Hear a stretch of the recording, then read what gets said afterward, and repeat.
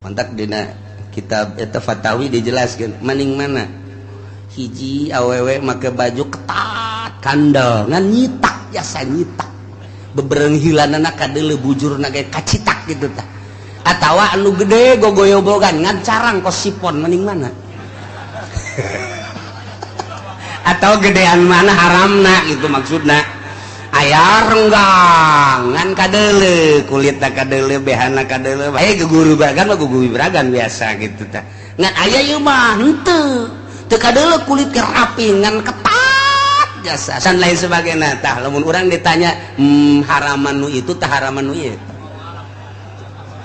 lah cenah kieu ulah sok dibahas kos kitu mah kabeh ge jaresep Ibnu Hajar mah dijawab kos kitu teh ya Allah ya Rabb tetap haraman anu nyitak kadele kulit dalilna sebab mun salatnya teu sah kos kitu mah Ibnu Hajar mah jago sanajan guguyubugan emang pakaian awe ngan kadele kulitna leuwih haram tibatan anu nyitak oh cenah ieu kitu mah aing mah make nunduk mercet bae atuh haram keneh ngan rada handapan tinu tadi terus kitu doang kumaha cenah mun kiai-kiai kumaha nya ipis nya nyitak waduh atau bakal resep haji